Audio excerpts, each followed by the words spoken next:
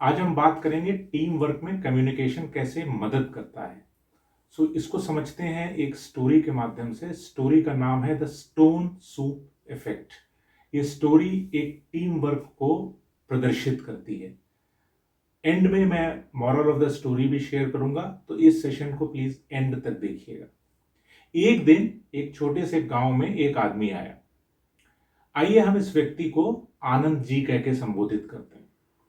गांव में आनंद जी लोगों से मिले और उन्होंने बताया कि मैं एक यात्री हूं, एक गर्म भोजन और सोने के लिए एक सुरक्षित जगह की तलाश में हूं। कल सुबह मैं चला जाऊंगा।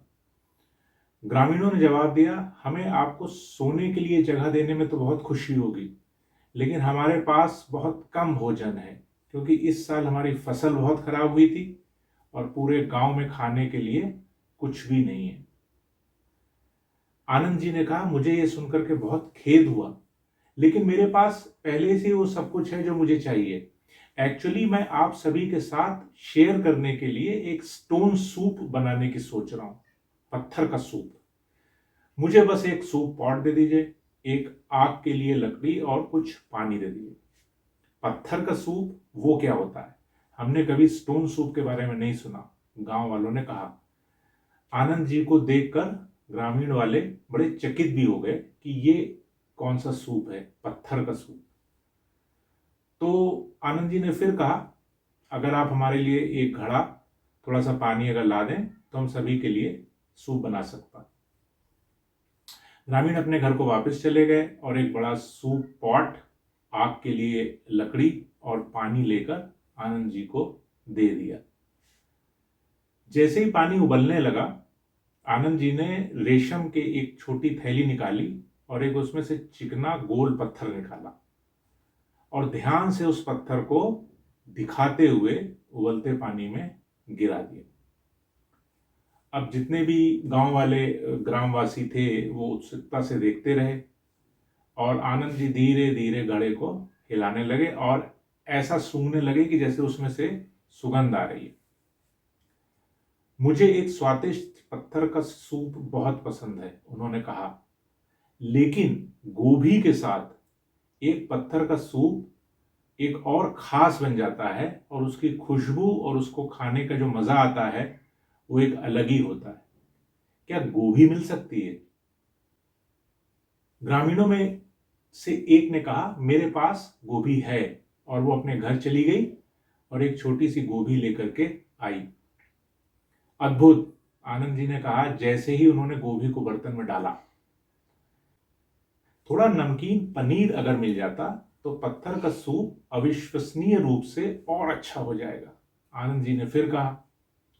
कुछ देर की चुप्पी के बाद एक गांव वाला बोला, मैं लेकर देता हूं, मेरे पास थोड़ा सा नमकीन पनीर है। और आनंद जी ने सूप में बर्तन में वो पनीर डाला जो गांव वालों ने उसको लाके दिया था। सूप को हिलाने लगे और पकाने के कुछ समय बाद गांव वालों को भी इस सूप से खुशबू आ गई और वो सभी उसको सूंघ सकते थे। और जब आनंद जी ने देखा कि कैसे हर कोई सूप का स्वाद लेने का इंतजार कर रहा है, तो उन्होंने एक और सजेशन दिया। क्या आप सोच सकते हैं कि इस सूप का स्वाद कैसा होगा अगर हमारे पास इसमें थोड़ा सा प्याज, थोड़ा सा कुछ आलू, एक या दो गाजर, कुछ थोड़ी सी मशरूम, कुछ रोटी और कुछ मक्खन अगर हम इसमें ऐड कर सकें? ये सबके लिए आज शाम का बहुत शाही भोजन हो जाएगा। अब गांव वालों के पास अचानक इतना भोजन हो गया कि वो बांटने के लिए पर्याप्त हो गया और सबने मिलकर साथ साथ उस रात में सूप पिया। अगली सुबह जैसे ही आनंद जी गांव से निकल रहे थे, वे एक सड़क के किनारे खेल रहे बच्चों के पास से गुजरे और उनमें सबसे छोटे बच्चे को उन्होंने पत्थर से भरा वो रेशम का थैला सौंप दिया और कहा, यह वह पत्थर नहीं था जिसने जादू किया। जादू किया था हम सब ने एक साथ मिल करके जो सूप बनाया था।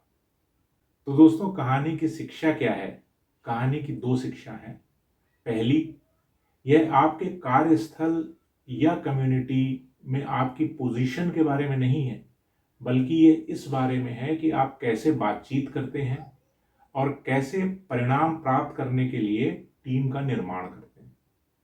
दूसरी शिक्षा ये है कि एक सच्चा लीडर वो है जो अनुकूल परिणाम पाने के लिए मीनिंगफुल कम्युनिकेशन करके टीम का ध्यान और विश्वास पाने की तरीके खोजता है। और दोस्तों, इससे फर्क पड़ता है। प्लीज सेशन को लाइक जरूर करिए और शेयर करिए, जिससे अन्य लोग भी इस सेशन को सुन सकें। Thanks for watching today. See you soon.